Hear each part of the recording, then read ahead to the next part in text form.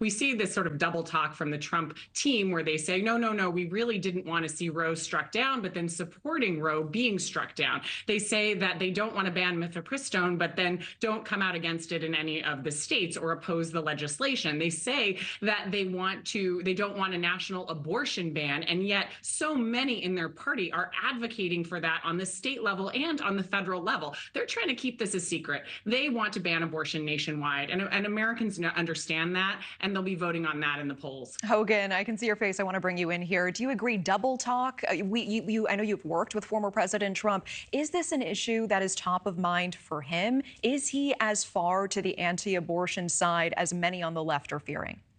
Of course not. I mean, he also talks about the exceptions for rape, incest, and life of the mother. He talks about them repeatedly. Many people on the right don't even like that. They want, fewer abortions in this country.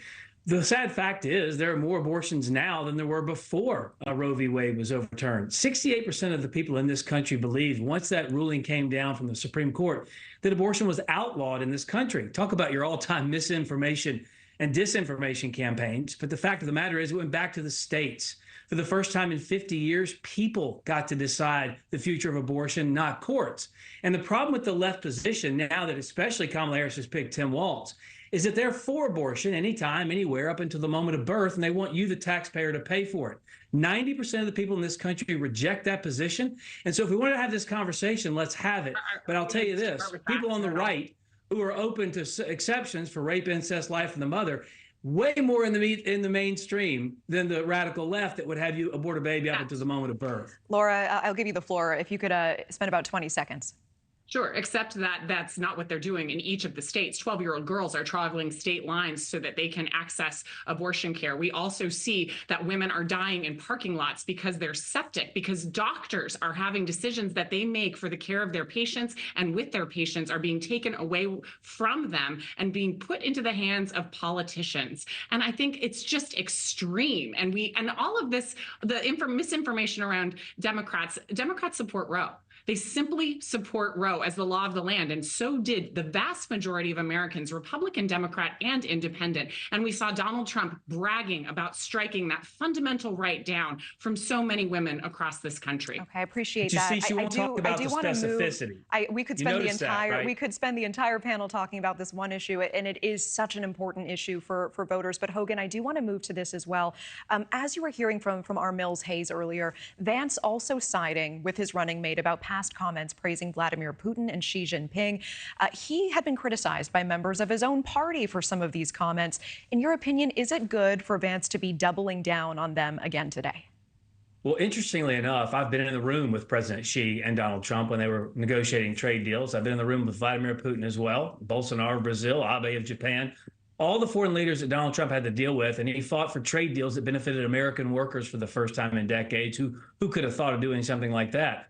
But the difference here is Donald Trump understood what he was up against. He understood that those people are vicious, they are tough, and yes, they are smart, they are brilliant. They don't get to where they are by being stupid. They don't get to where they are by letting the United States run all over them. In fact, they've been eating our lunch now for a long time. Donald Trump put an end to a lot of that, and if he's elected again, he'll do the same. So, of course, I would double down on the comments that those other foreign leaders are tough and they are smart and they are brutal. He knows that because he's dealt with them on a daily basis. The difference between Donald Trump and Joe Biden is Donald Trump beat them. Joe Biden gets beaten. Laura, I do want to move to another topic with the time we have with you. Trump, in events this week, continues to draw attention to Harris's border record.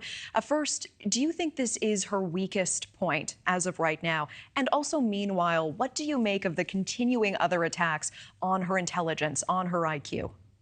Well, on that second part, on her intelligence and IQ, it's not working. It's not working, but it's a standard attack, particularly against women and women of color. And because they're just say, oh, she must not be smart enough to be the vice president of the United States, the attorney general of California, the district attorney for San Francisco. And just her credentials outweigh that. And I've listened to a lot of the feedback from swing voters who haven't yet made up their mind about who they're voting for in this election. And I will tell you that questions of Kamala Harris's executive strength and her intelligence are not among their doubts.